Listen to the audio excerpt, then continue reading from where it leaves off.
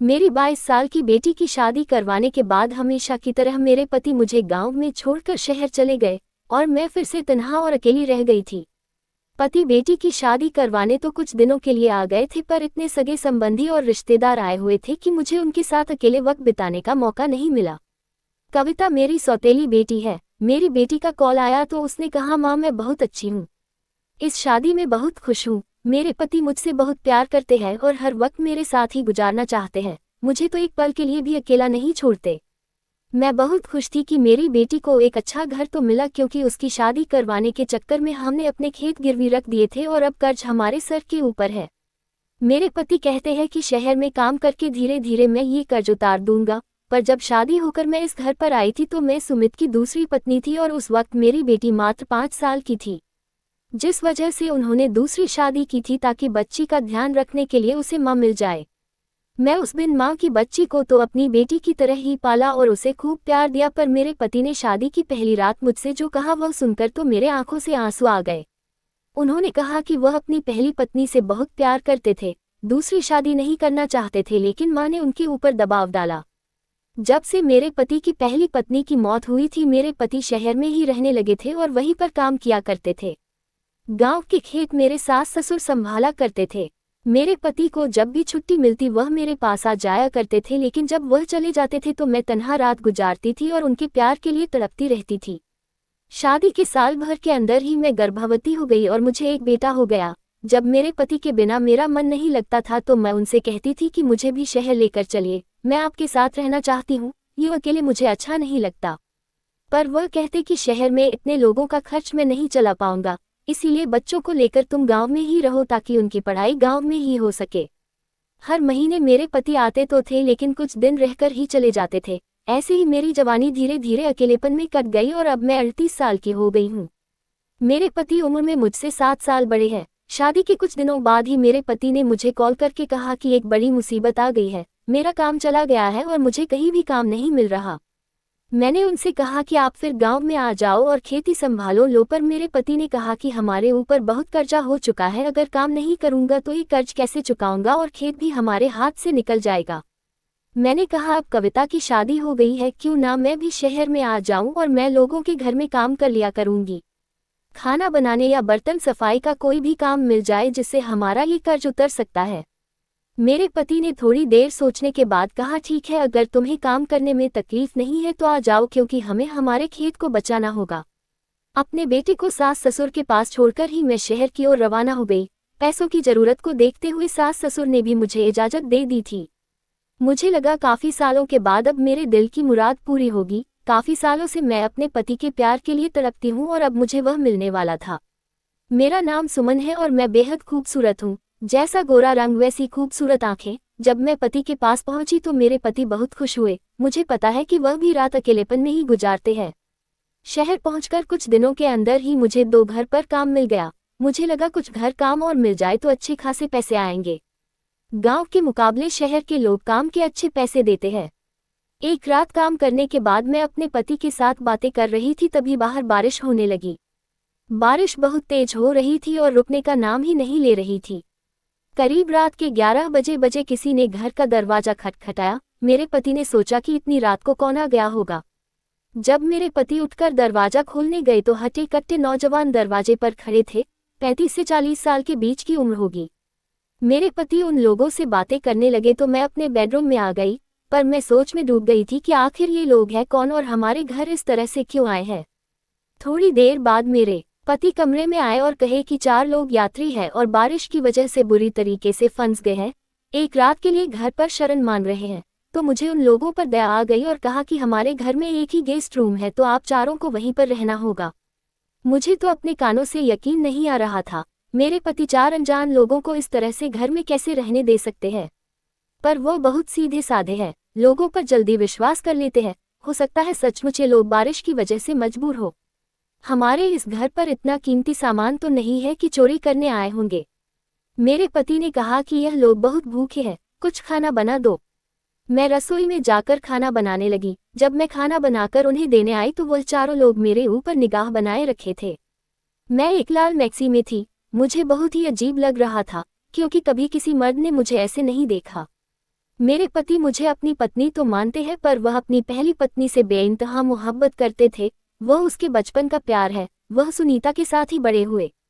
दोनों के बीच में प्यार हुआ और पूरा गांव इस बारे में जानता है, क्योंकि वह खेतों के बीच अक्सर घूमा फिरा करते थे। लेकिन धीरे धीरे जैसे ही सुनीता जवान होती गई तो उसके पिता ने सुमित से मिलने नहीं देते थे। कहते थे कि तुम जवान हो गई हो, ऐसे तुम सुमित के साथ घूमोगी तो तुमसे शादी कौन करेगा। लेकिन फिर सुमित उसके लिए रिश्ता लेकर आए तो सब लोग मान गए और उन दोनों की शादी हो गई और एक बच्ची भी हो गई, पर वह बीमार पड़ गई और चल बसी।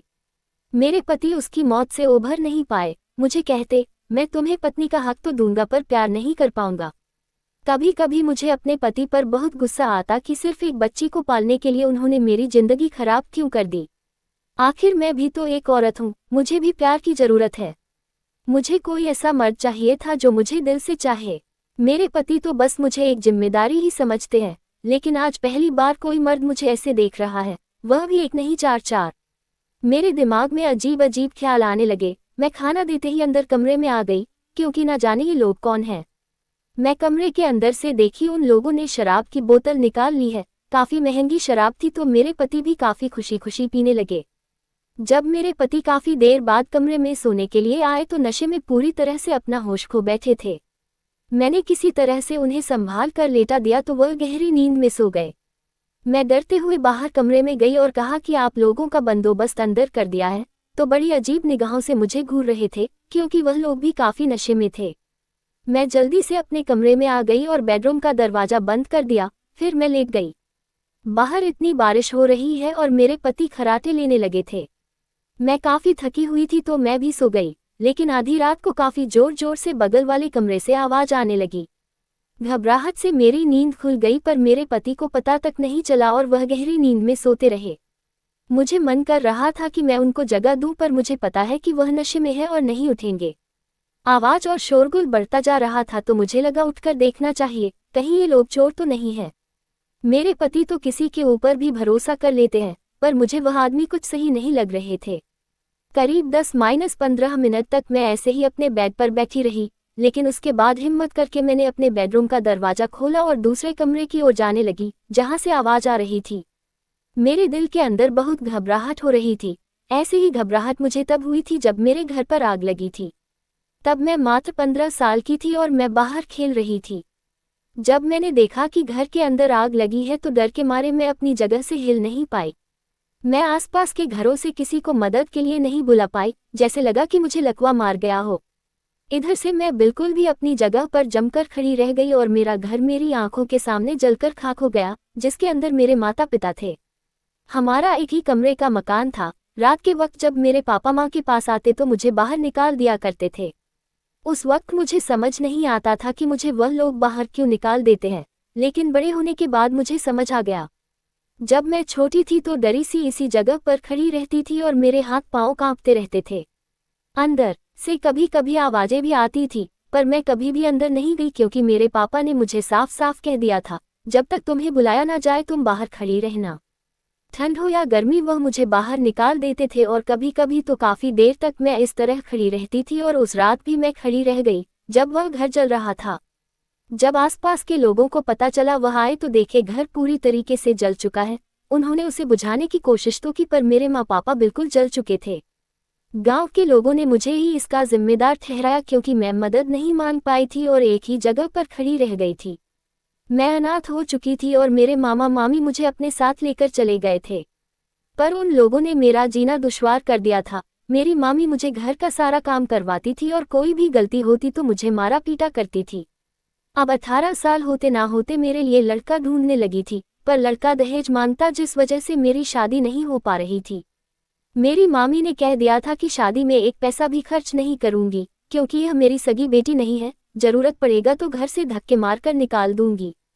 मेरे मामा भी कुछ नहीं कहते, ऐसा लगता कि मजबूरी में ही मुझे झेल रहे थे। जब मैं 20 साल की थी तब आखिरकार उन लोगों ने सुमित के साथ मेरा रिश्ता करवा दिया। ये सुमित की दूसरी शादी थी और उनको एक औरत इसलिए चाहिए थी कि उसकी बच्ची का देखभाल हो सके। इसी वजह से वह बिना दहेज की शादी को तैयार हो गए थे। मेरी मामी ने कह दिया था, जैसे भी ससुराल हो कभी वापस मत आना, क्योंकि हम तुम्हारी जिम्मेदारी नहीं उठाएंगे, और जिंदगी भर में दर सहम के ही रह गई। कभी किसी के खिलाफ मैं आवाज नहीं उठा पाई। मेरे सास ससुर जैसा कहते वैसा सर झुकाकर मान लेती हूँ और पति की भी हर बात मानकर चलती हूँ, और आज इस दूसरे कमरे से आ रही आवाज सुनकर मैं इस तरह से सहम गई हूँ। मुझे ऐसा लगने लगा कि मेरे साथ कुछ बुरा होने वाला है। ऐसे ही मैं दरवाजे को हल्का सा धक्का देकर अंदर झांका तो मेरे सिर पर मानो आसमान टूट पड़ा। मेरे पैरों तले जमीन निकल गई। मुझे ऐसा लगा कि शायद आज का दिन ही मेरी जिंदगी का सबसे बुरा दिन है। इससे भयानक दृश्य शायद मैं आज से पहले नहीं देखा। मेरे माँ पापा की तो लाश बुरी तरीके से जल चुकी थी, पर इस कमरे का रंग तो बिल्कुल लाल हो चुका था। वहां कमरे के अंदर मौजूद 3 आदमियों की नज़र मुझ पर पड़ी। एक आदमी फुर्ती के साथ मेरे पास आया और मुझे अंदर खींचकर दरवाजा बंद कर दिया।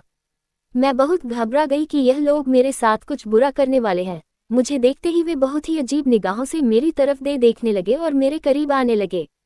मेरा गला सूखने लगा और डर के मारे मेरी आवाज बंद हो गई। इनके चौथे साथी की लाश खून से लथपथ कमरे में पड़ी हुई थी। अब बाकी के बचे 3 लोग मुझे शायद जिंदा ना छोड़े। मैं बहुत घबरा गई क्योंकि मैं कत्ल की गवाह बन चुकी हूँ। इन तीनों में से किसी ने इसे मारा होगा। एक आदमी मुझे उठाया और उठाकर सीधा बेड पर पटक दिया। मुझे लगा कि यह लोग मुझे मार डालेंगे, पर उन लोगों ने ऐसा कुछ नहीं किया। वे अपने जैकेट उतारने लगे और उसके बाद मेरे साथ जो कुछ भी हुआ, रात भर मेरी चीखें गूंजती रही। जिंदगी भर मैं जिस चीज के लिए तरसती रही हूँ वह मुझे 3 अनजान लोगों से मिल रहा था, वह भी मेरी मर्जी के खिलाफ इन कातिलों से और एक लाश के सामने। मेरे चेहरे का भाव बदलता जा रहा था। कभी डर से मैं बिल्कुल ही हिल नहीं पा रही थी तो कभी मुझे अच्छा लगता। दिल और दिमाग बेकाबू हो गए थे। कभी मुझे रोना आ जाता तो कभी मुझे दर्द होता और कभी लगता कि अपने आप को बचाने के लिए मैं कुछ करूं, पर मैं बेबस और मजबूर बनकर ही रह गई।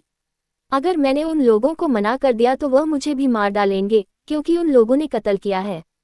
उसके बाद एक आदमी उठा और एक कंबल से उस लाश को लपेट दिया और घर से बाहर निकलकर उस लाश को अपनी गाड़ी में छुपा दिया।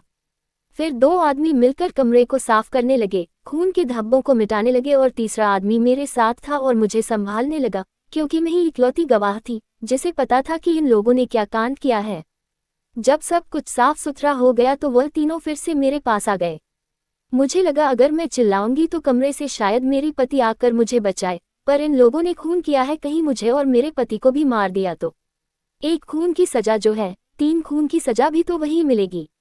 उसके बाद क्या हुआ पता नहीं, लेकिन अचानक जब मेरे पति मुझे बुलाने लगे तो मैं बहुत घबरा गई, क्योंकि मुझे पता नहीं था कि कब मेरी आंख लग गई थी। अगर मेरे पति ने मुझे इस हालत में देख लिया तो वह मुझे तलाक दे देंगे, इस हालत में वह भी अजनबी के कमरे में। पर जब मेरी आंख खुली तो मैं अपने ही बेडरूम में थी और मेरे बदन पर वही लाल मैक्सी थी जो मैंने रात को पहनी थी, और मेरे आसपास लाखों रुपए पड़े थे। तभी मेरे पति ने मुझसे कहा कि वह अनजान आदमी चले गए हैं और अब 10 बज चुके हैं। तुम तो काफी देर से सो रही हो, आज काम पर नहीं जाना है क्या? मैं तो कुछ भी समझ नहीं पा रही थी। तभी मेरे पति ने कहा कि जाते वक्त उन लोगों ने हमें 5 लाख रुपए दिए हैं। ये सुनकर तो मुझे विश्वास ही नहीं हो रहा था। मेरे पति ने कहा कि मैं पैसा लेना नहीं चाहता था, पर हमने उन लोगों की मदद की, उसके बदले में वह लोग हमारी मदद करना चाहते थे। मैंने सोचा कि कहीं ये पैसों के लिए ही तो कत्ल नहीं किया। आखिर किस बात के पैसे दे गए ये लोग? जो कुछ भी मेरे साथ रात में किया या वह खून जो मैंने देख लिया, उसका मुंह बंद करवाने के लिए। मेरे पति ने कहा कि मैं ये पैसे बैंक में जमा करवा कर आता हूँ, इससे कर्ज चुक जाएगा, तुम काम पर चली जाओ। मेरे पति के जाते ही मैं रोने लगी। मेरे साथ जो कुछ भी हुआ था, मैं फौरन उठकर दूसरे कमरे में गई और फिर कपड़े पहनकर मैं तुरंत दुकान गई। कमरा साफ करने के लिए अलग अलग केमिकल खरीद कर लेकर आई। उसके बाद मैं दूसरे कमरे को अच्छी तरह से रगड़ रगड़ कर साफ किया जहां वो खून के धब्बे थे। साथ ही मैं बिस्तर की चादर को भी अच्छे से धोया। पूरे घर की अच्छे से सफाई करने के बाद मैं अपने लिए कुछ खाना बनाने लगी। तब तक मेरे पति आ चुके थे और मुझसे पूछा कि तुम अब तक काम पर क्यों नहीं गई।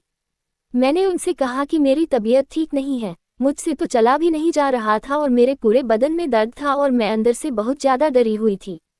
लेकिन अगले ही पल मेरे पति दूसरे वाले कमरे में गए और चिल्ला चिल्ला कर मुझे बुलाने लगे। मैं काफी डर गई कि कहीं मेरे पति को कुछ पता तो नहीं चल गया। जब मैं उनके पास आई तो उन्होंने कहा कि अब तुम्हें काम करने की जरूरत नहीं है। मेरे दिल की धड़कन बहुत तेज हो गई। उन्होंने कहा मैं सोच रहा हूँ कि इस कमरे को होमस्टे बना दूँ। इंटरनेट में इस कमरे की तस्वीर खींचकर डाल दूंगा और ऑनलाइन बुकिंग करके कोई भी इंसान इस कमरे में रात में रह सकता है और तुम उसे खाना बनाकर देना। हम इसके लिए अच्छे खासे पैसे चार्ज लेंगे, जिससे हम दोनों को काम करने की जरूरत नहीं पड़ेगी और हम ये बिजनेस चलाएंगे। ये सुनकर तो मेरे सिर पर मानो आसमान टूट पड़ा और मैं फिर से उन रात के ख्यालों में खो गई। जो कुछ भी मेरे साथ हुआ था और जो कुछ भी मैंने अपने दिल में दफना दिया था, मैं एक कत्ल की साक्षी थी और मेरे साथ जुर्म हुआ था। अब मुझे इसी डर से जिंदगी बितानी थी कि कहीं पुलिस ढूंढते हुए हमारे घर तक ना पहुंच जाए और मेरी जिंदगी खाक में ना मिल जाए। शायद मुझे पुलिस के पास जाकर सारी बातें बतानी थी, पर मेरे साथ जो कुछ भी हुआ था वो घर समाज को पता चल जाए तो मैं कैसे जी पाऊंगी। शायद मरा हुआ आदमी इंसाफ का इंतजार कर रहा होगा, पर मेरे साथ भी तो नाइंसाफी हुई थी।